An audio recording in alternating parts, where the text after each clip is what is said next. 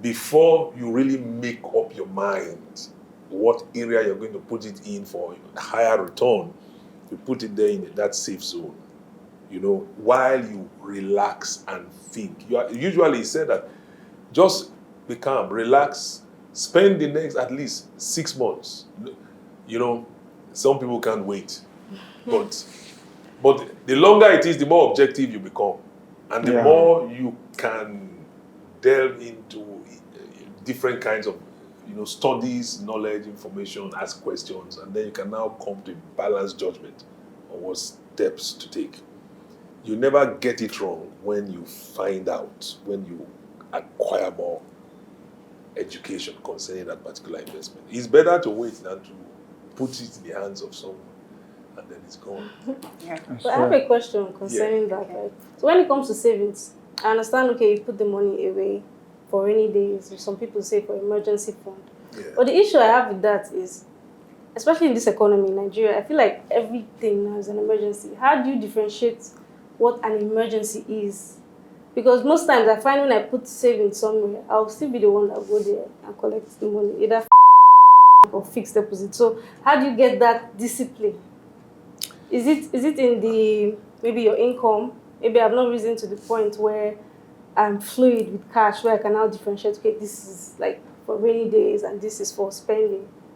The starting point really is your financial vision. What do you want to achieve? What kind of financial life are you dreaming about? What do you want to become financially? That's the way it begins. Because that is going to influence your budget. Yeah. Sure. It's going to influence your budget. You can't really succeed in anything in life where it comes to finances or any other thing, particularly if you don't have a principle that is guiding you. The principle of budgeting is critical. Like, for instance, now someone says, okay, well, I just didn't have money to spend anymore because, you see, I give my tithe in church. Usually that's where people start. I give my tithe in church. And, they forget that the tithe is 10%.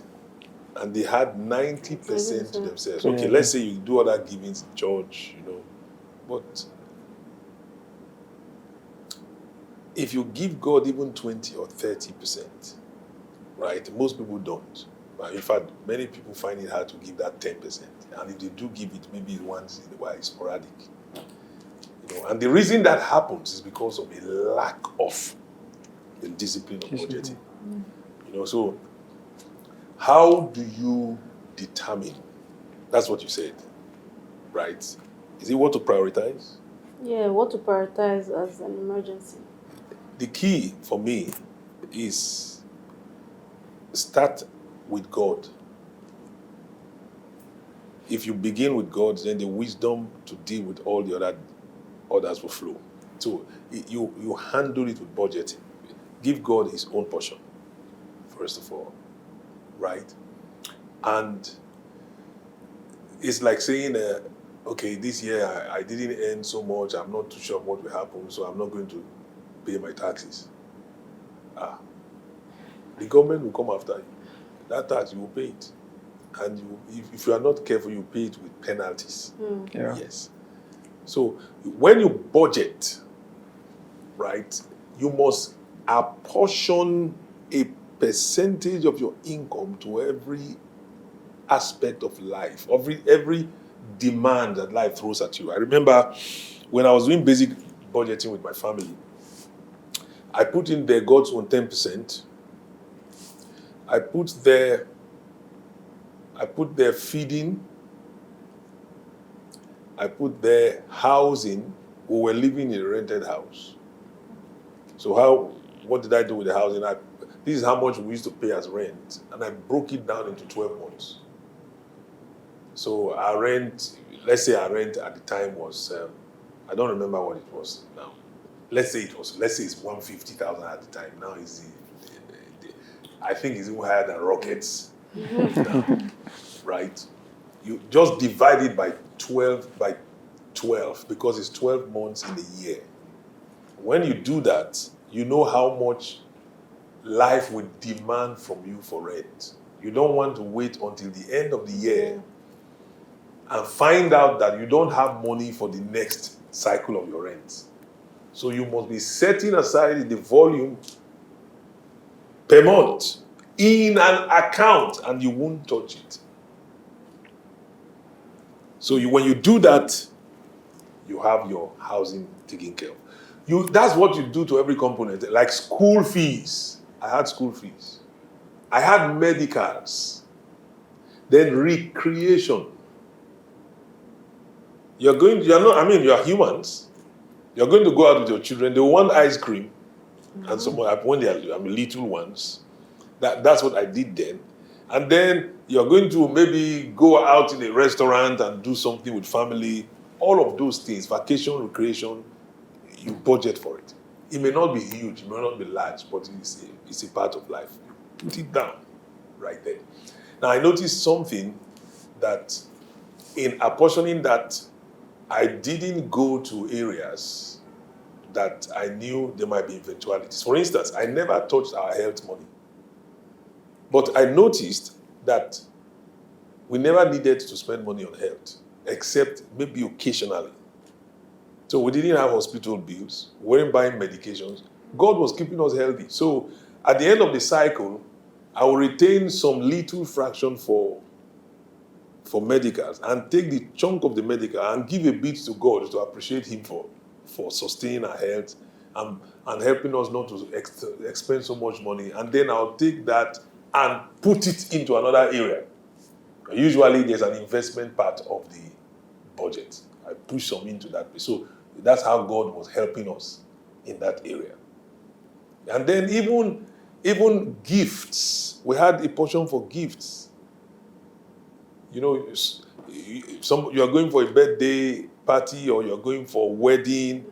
We'll go to our gift budget. How much do we have? Okay, we have 10,000 in our gift budget. So you don't go and buy a gift of 30,000 because you can't afford it. So your budget defines. If you are going to 3 places, you have to give gifts in 3 places. That 10,000 divided by 3. Yeah. You understand? So that helps you to prioritize. So the budgeting will help you to define that. So someone comes to you and tells you, hey, the whole world is coming to a standstill. There's going to be a volcano. Give me 50,000. You say, it's extra budgetary. I can't afford it. And God will defend you. Wow. This particular one about gifts really struck me because it's something I'd never thought about before. I don't think anyone thinks about it. And you just made me understand that for every aspect of your life, Yes. you need to plan. Yes. That's a good one. Yes. Yeah, you also need discipline. Yes, a lot of discipline. You know, it's sweet as we are saying it now. Yeah. In practice, you really need to put pressure on yourself to ensure. But you see, when you do stumble, pick yourself up again. But you can't live a careless and wayward life. There's going to be controls. God Himself constrains Himself within the ambit of His own counsel. God can do anything, but He doesn't do everything. You know? Yes. He can. God can kill everybody now because He's angry. But He has never ever done that. Why? He's being cautioned and controlled by His own rules and laws. That's how we're supposed to live our lives. We're not free radicals. There's got to be some order to how we live life. And that's what eventually will make life as successful as it ought to be. Okay, so someone said something that she said to her, every form of investment is a Ponzi scheme. Oh, for real? Yes, and for me, if you come to me and you tell me, there's this Ponzi scheme I would like you to embark on, I'll just back off. I wouldn't want to do it. So who will tell you outrightly that, look, what I'm proposing to you is a Ponzi scheme? No, recently, someone actually did. She told me, she said, I've sent you a site, check WhatsApp, and just follow the procedure and all of that. Then I asked her, what is it about? She said, it's actually a Ponzi, but now she's telling me that I should do it now that it's still very new, because after now it's going to going to crash. Yes. So get in and get out before that. Yes. I think this is the language they use that make us, we don't want to relax, think, calculate. Yeah. So be like, okay, fine, now, okay. Then when you put you now discover that you're coming late. There are people Yes, that, they have been doing have it been there since, yes. and Because if you just, I even had to ask her, I was like, how long ago has this been? And she said it's not even up to a month, and I get paid 4,000 naira every day. And I told her, I said, I'll think about it and I'll get back to you. But I think... While you're thinking about it, time is going. That's the point. So Yes. that puts pressure on you. Yes. But truthfully, somebody recently told me of a site. It's as if the person is looking at me in the mirror because I had money then. And the person was telling me about this thing. I almost joined you. I just said in my mind, with all the things I've gone through, I said, okay, fine. She was registering somebody there because you have to register and all that. So I just allowed the person. You understand? And in my mind, I said, okay, tomorrow I'll come and meet her. So I was going to meet her, then I saw that person. I don't know, it's God. So I now quickly called the person. I said, hey, how much? I didn't tell the person, did your investment, because I have learned. I just said, have they been paying you? Because somebody said they just paid them yesterday. She said, really? Because since she did that, they've not paid her. She's even not happy about the whole situation. So I said, glory be to God. So that was how I escaped that. But I think they always use this language, as I said, do it now, before a lot of people come. So we just rush. Yes. You always recommend. Do not invest. In fact, getting involved in a Ponzi scheme is not an investment. That is what they call, hanging yourself. It's like you are taking a blind step. You know how it will end. You are still going. Why should you kill yourself? Don't be involved in Ponzi schemes. All this. If you are aware that any particular project or supposed investment you're proposing to you is like a pyramid, these pyramid banking things. They call it wonder banking, right? It's going to collapse sooner or later. If it's sustained for some time, in terms of the big ones, if it's sustained for maximum 4 years, it will come down. That's the cycle. Maximum. A lot of them is earlier, but the upper limit is 4 years. It's coming down. And then they'll be telling you stories. They'll say that FBI is after us, NSS is after us. We just a few things to put in place. Don't worry, things are going to be fine. That's it. All that big money that you think you own will be in the records. You will never be able to access it. It's gone. It's over. Okay, so sir, you were going to say something. Yeah, how do we know the difference? Because really, this policy ones they're very obvious. But there's one I did. It looked legit. But me, I didn't really know much about it. I don't really want to call the name, but when they arrested the guy, the 17-year-old person that owns it, it was a Ponzi. But it didn't look like a Ponzi. One of the things you should consider when you are investing into any investment instrument is the entity, is the persons, is the clout of those involved in it, is the exposure, is the integrity. You don't just invest into a scheme, you invest into people, you invest into integrity, you invest into a name. You understand? So you don't just put money because they say money is flowing there. Who is behind it? What's their history? What's their history? What have they done in the past? What's their integrity? What's their story? Are they people? Can you bank on their names? That integrity and solidity is critical. It's one of the biggest, one of your biggest anchors when it comes to hedging. When I mean hedging now, protecting your investment. The face or the name that stands behind an investment is probably more important than the itself. So it's critical. So, okay, what exposure does a 17-year-old have? Who is standing behind him? Who are his guarantors? Does he have any? Or is this just something floating in the air? So those are the factors you must look at. And when it comes to having a successful investment life, you have to have a long-term plan. Life is not two, it's one life. You can't be going up and down, going up and down. So you have to do something to ensure that you minimize all of these unnecessary risks. Okay, so I ventured into one, I think 2 years ago, yes. But the reason I did that was because I saw that most of our celebrities advertised it.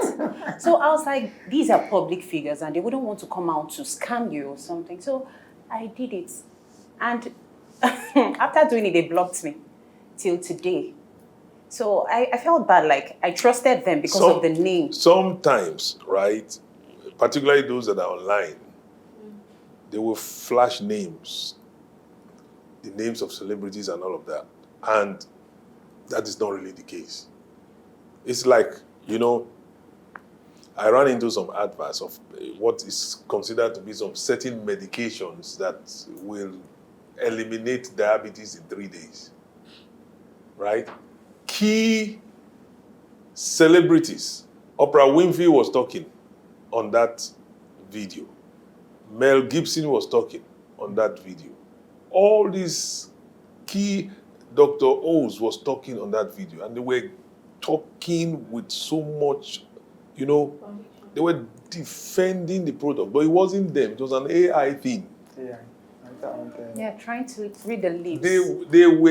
They were speaking. They had used artificial intelligence to concoct their voices, their rhyme, their speeches to sell their products. Right? It wasn't those people. So it's a technological scam. You have to find that out. So the fact that somebody is speaking now, like an individual was speaking in a video I watched, it was Barack Obama. It was his voice, it was everything. But it was not Barack Obama. It was all artificial intelligence they're using to scam people. So you have to be cautious where that is concerned. It's a wicked world. Yeah, that's where the world is heading now. Mm-hmm. Yes. As in this particular one, because recently, I had battled ulcer for a while now, and I was in between opinions. Should I go back to seeing the gastroenteritis, or I started seeing different videos online and all of that, and you can eliminate ulcer in 1 week, in 1 month, and I became confused. And looking at the lips, because there's something you said, the AI aspect of it. So sometimes I try to read the lips, and it actually synchronizes with what I'm hearing. Oh yes, they synchronize. That's technology. The technology has reached the point where they will borrow your voice signature.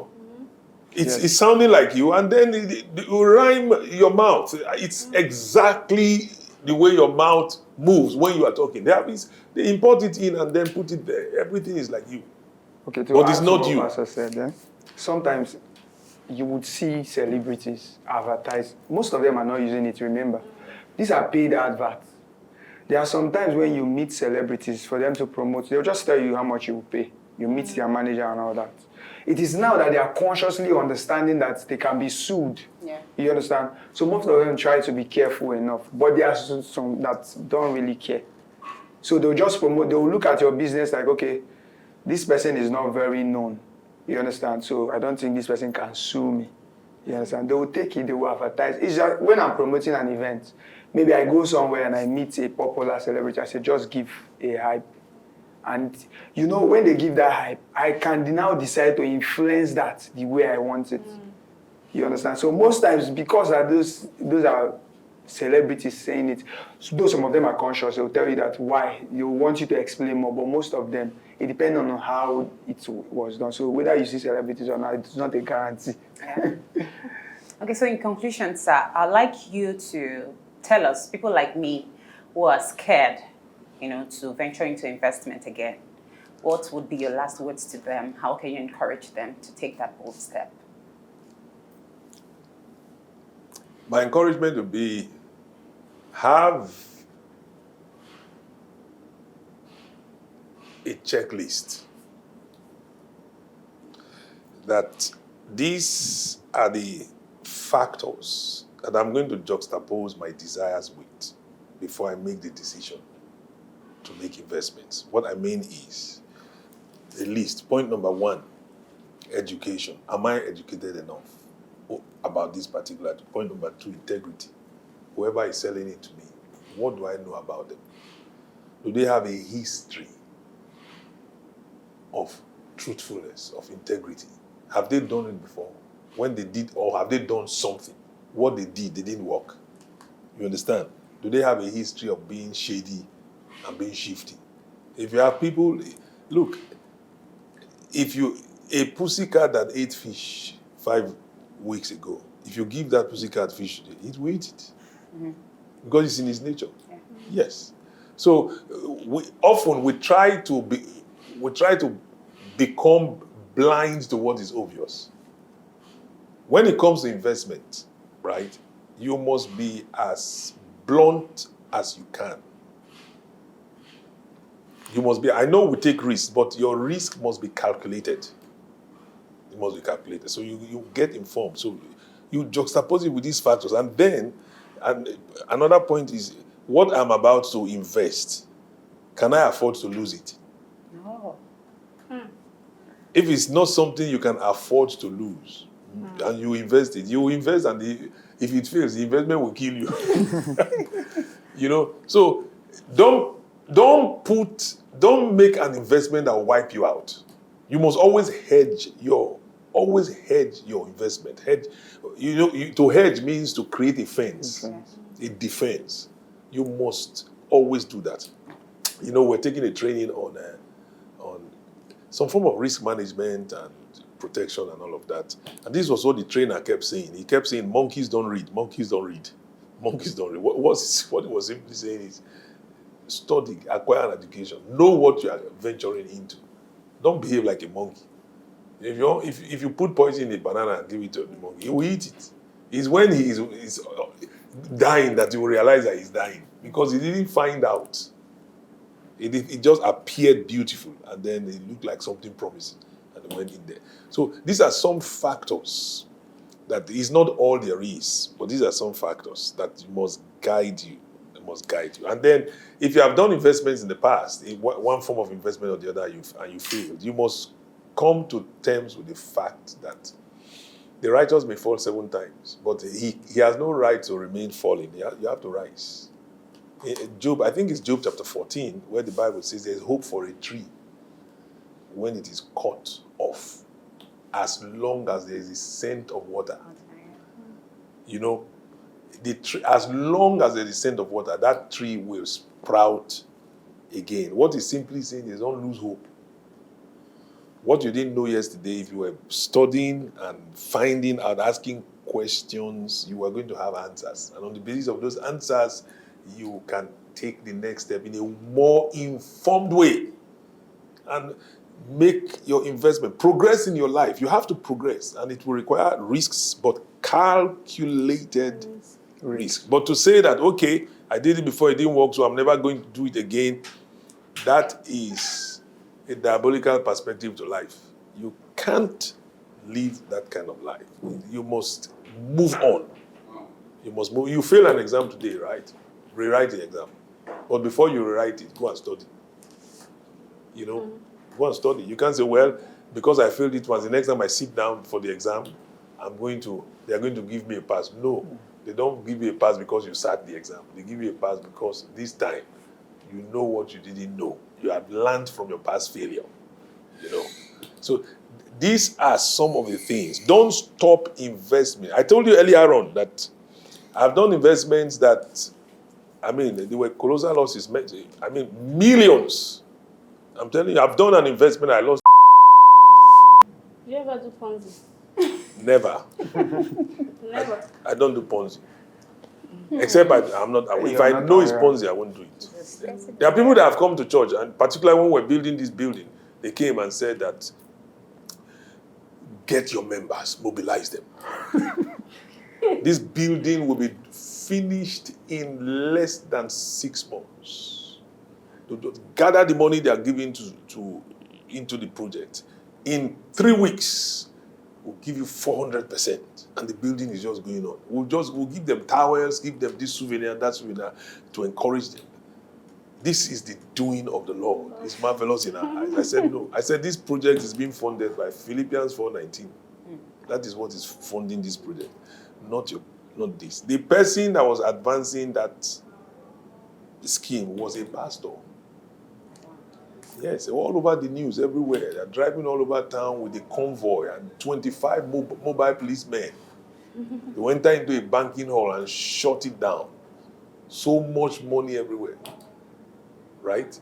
the whole thing collapsed. And people died from heartbreak. But I knew from day one, this Ponzi scheme is not the will of God.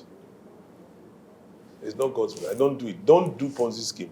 That's not how God said we'll flourish. So when it comes to loans, as a business person, Yes. your own view, do you think we should take loans?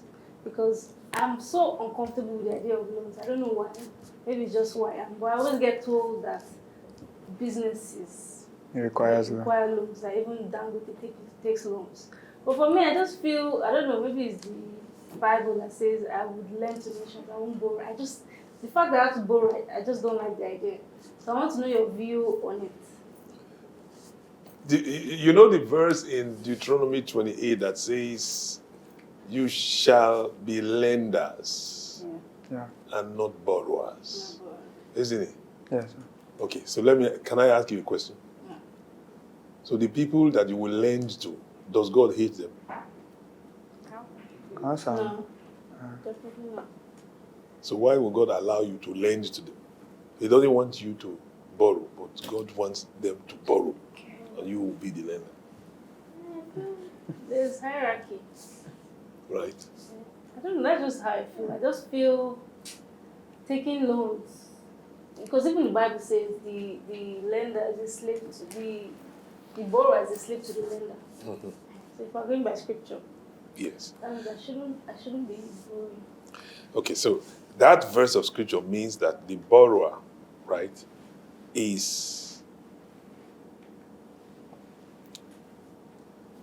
loses certain levels of authority to the lender.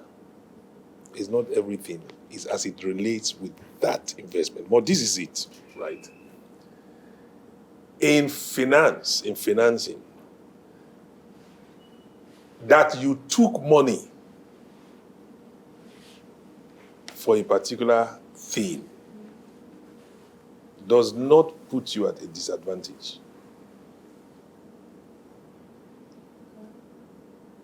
If you borrow money, let's use the word borrowing now. If you borrow money, and the reason you borrow the money is to expend it on frivolities, to expend it on things that are not assets, but rather they are liabilities, right?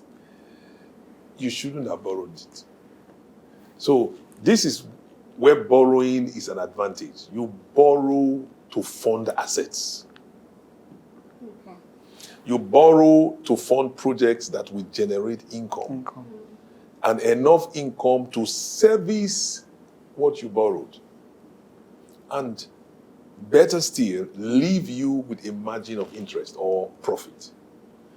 It gives you some extra cash flow. If that, what you are borrowing, does not service you positively in that respect, then you shouldn't be borrowing that particular offer, whoever offers it to you. If, for instance, now, like in Nigeria now, I hear that interest rates have risen to 32%. So if you are borrowing, it's, yes, 32%, and they will give you 3 years cycle. Possibly they'll give you 3 years, give you 2 years to pay back. No moratorium, which means as they are releasing the money now, this month, you will start paying back. And such crazy things. But that's what's happening in Nigeria. But someone has called me and said, look, in our funding institution, we are able to give you as much as $100 million. It shouldn't be less than $100 million. That's what we want to give. 1% for 30 years. 1%? Whoa. For 30 years? Yes. But the challenge is to be able to access such a fund, you need your bank to give you guarantee. Right? I don't know of any Nigerian bank that can guarantee such a facility in existence now. But maybe in the near future or in the distant future, that will happen. Right? So in that case, if you take such a facility and you are funding worthwhile projects that will be able to pay back over the duration, right? That is not a counterproductive step. So when you borrow to fund assets, it's an advantage. They call it debt financing.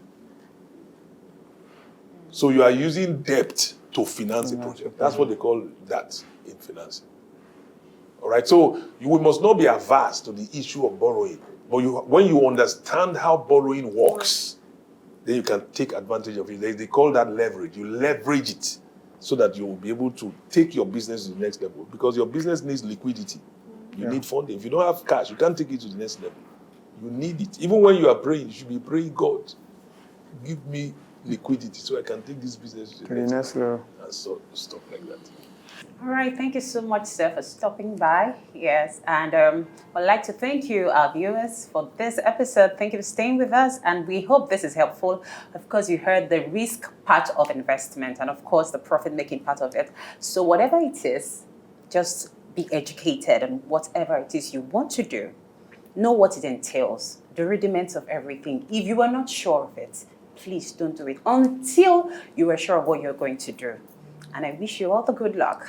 Don't forget to subscribe to Access TV on YouTube for more valuable content. We hope to see you again. Bye for now. Bye.